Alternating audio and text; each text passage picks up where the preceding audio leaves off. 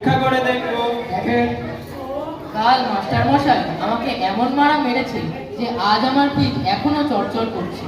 আজ এর শোধ আমি তুলবই, বেটাকে তাড়াবো। কিরে মধু, পুরনো পড়া সব মনে আছে তো? হ্যাঁ, মাস্টার মশাই আমাকে যা বলেছেন আমার সব মনে আছে। তা বল দেখি, উদ্ভিদ কাকে বলে?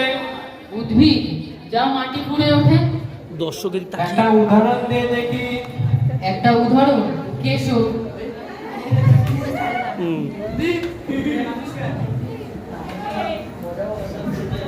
ব্যাকরণ মনে আছে? হ্যাঁ, মনে আছে। একটা উদাহরণ দে।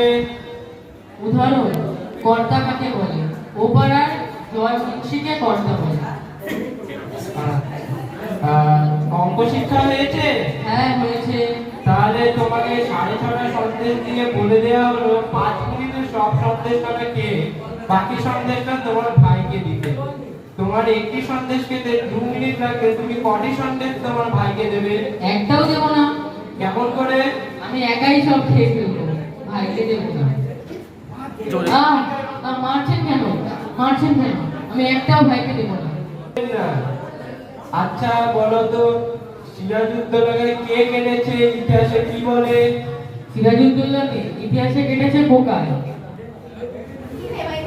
বললি? শুধু সিরাজউদ্দৌলাকে কেন, আমার ইতিহাস বইখানেই তো পোকায় কেটেছে। দেখবি? মারবেন কেন? যা সত্যি তাই তো বললাম। আপনি যা শিখিয়েছেন আমি তাই উচ্চারণ করছি। মারপিট করে খুব অল্প কাজই হয়। কালাজাত বাবু, ওটা আপনার ভুল। গাধা পিটনে যেরকম ঘোড়া হয় না, কিন্তু অনেক সময় ঘোড়াকে পেটনে কাটে না, কিন্তু অধিকাংশ ছাত্র শিখতে পারে। আপনি এখান থেকে বেদ নিয়ে এবার প্রস্তাব করুন। আজ থেকে আমি মধুসূদনকে পড়াবো।